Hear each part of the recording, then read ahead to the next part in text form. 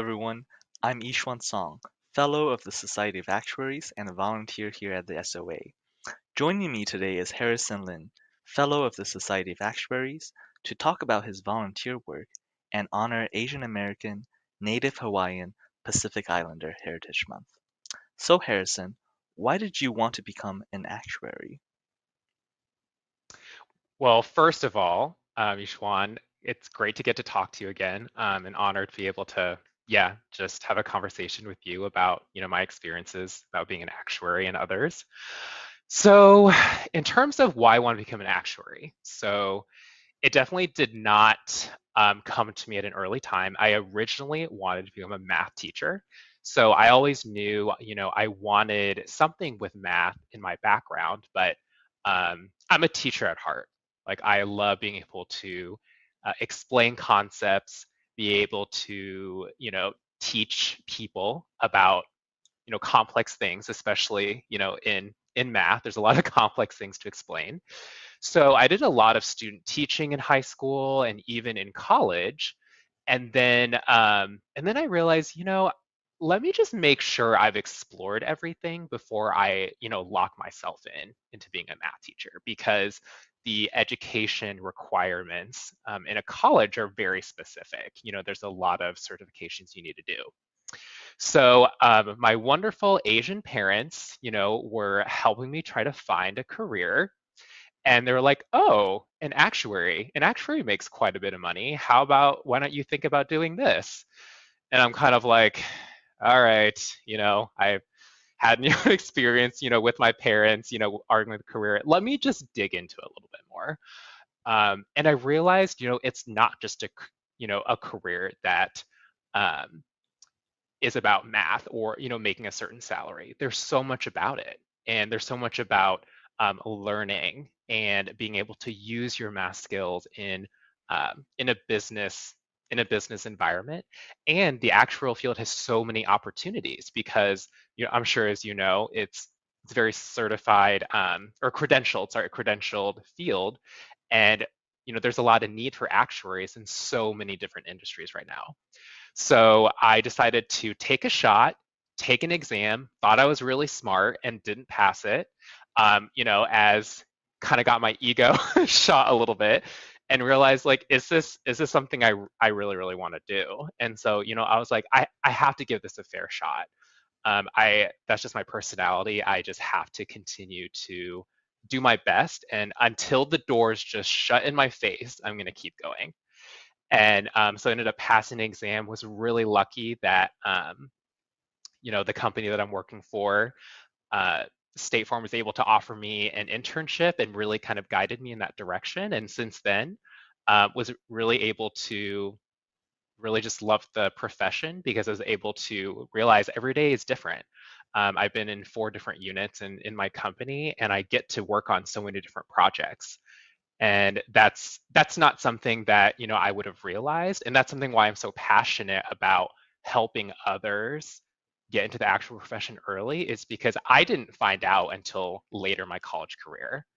And I'm sure that the entry level field is getting more and more competitive, and I really want to give so many people an opportunity to you know know about the actual profession.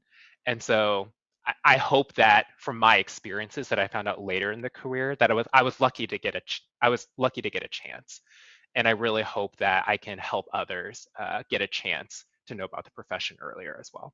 What got you interested in volunteering with the SOA? What have you been involved in?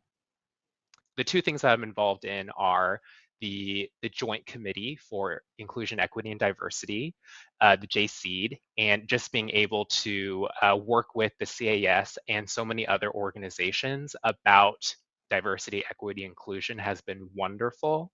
I think it's really given me an insight to the people who are doing a lot of the grassroots work. They're the ones who are really helping make this profession more diverse, equitable, and inclusive. And it's been great to work with these people and talk with them. And then the SOA Young Professional Advisory Council, I also, so basically the goal of that council is to really develop our young professionals and future leaders in the actual profession and to kind of engage that gap for millennials and Gen Z. So being able to get them connected, as each generation comes up, there's new things and how to get people, involved. And that's something that the actual profession is kind of working through right now. So giving opportunities for engagement, and then also just a lot of other conferences and opportunities as well. So the actual foundation is starting a new pilot program called STEM Stars, where basically they're going to be offering 20 students from underrepresented backgrounds a college scholarship for possibly 4 years. So I'm really, really excited about that. And I'm actually representing my company as part of the council.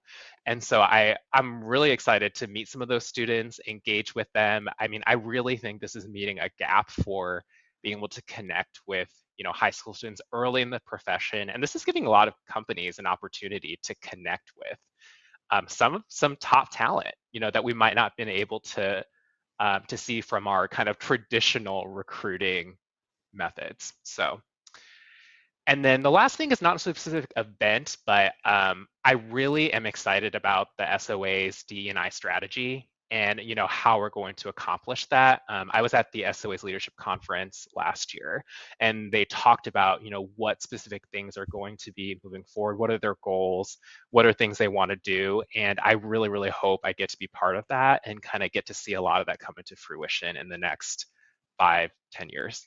So. Yeah, for sure. Who are your role models and mentors that inspires you? What sticks out to me about the two mentors that have really helped me is that they've been an advocate for me.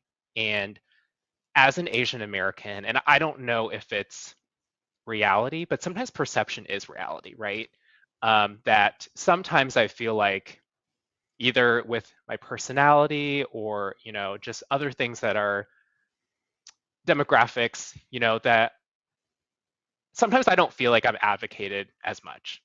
And whether that's true or not, that's just something that's my perception. And a couple of the mentors that I've talked to, they have advocated for me because I'm not in the room when a lot of, big decisions for development comes in. And, I'm still working early in my career.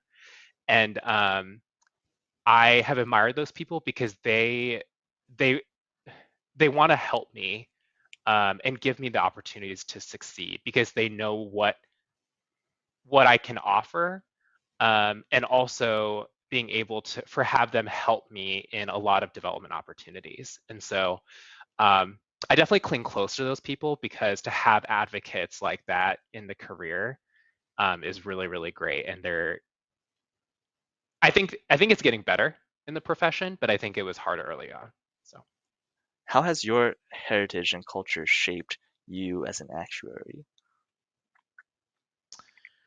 Yeah, I mean, I think growing up in an Asian American family has taught me the importance of hard work. It's taught me the importance of um, continuing to persevere and being able to work through a lot of things when there might be some obstacles. I will have to say that sometimes I have to go against stereotypes of Asian Americans sometimes in the career. I not in my career, but personally, in high school, people have said, oh, you're more vocal than I would expect an Asian to be, or, you're more outgoing. And I'm like, okay, I'm not really sure what that's supposed to mean. And so I feel like those those stereotypes has kind of made me want to share to others that you can't just classify a group of people as like they're going to be the same personality. And realizing that just because you're a demographic, like people are different, and that's really kind of helped me shape me in, my personal life and how in my professional life, how I, you know, share to others. I'm part of a lot of DE and I work at my company, and we have a lot of conversations about unconscious bias, a lot about what does allyship look like, and trying to share with them that, you know, just because you might have a stereotype of someone, that isn't, I can, and I myself have seen someone and been like, oh, okay, they're going to be like this, and totally blown away by, oh, they're completely different after I get to know them. And so I feel like that's challenged me to realize, people are just so different, and really wanting to kind of share that with other people in the profession, my company, and my personal life. And then in terms of being an actuary, it's just taught me to, work hard. To never give up in terms of the exams and in terms of other things. But um, I really feel like that there is unfortunately a bamboo ceiling for Asian Americans in the corporate field, and I'm trying to go against that in culture. And so my goal is to show that I can do it, and I can have the opportunities and development to get there. Yeah, thank you for that, Harrison.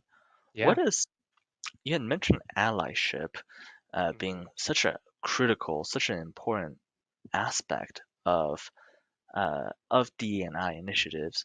What does allyship mean to you? So to me, allyship, one, is not knowing all the answers. I think there's a sense of like, oh, I can only be an ally if I, know exactly what everyone's background, where they're coming from is. Someone had to start somewhere, right, for to be an ally. Um, and then second, I think, is being an advocate for someone when they're not in the room, or they're to help them with their development or personally. I know a lot of decisions for, development opportunities, sometimes they're not, that person is not going to be in the room to do that.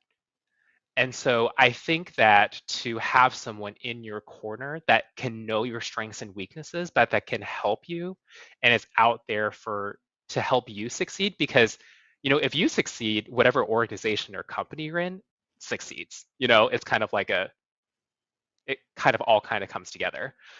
And so I really think that being an advocate for someone when someone's not in the room is really, really important. And then also having empathy and being able to listen to others. I think that's really, really big. We have two ears and one mouth.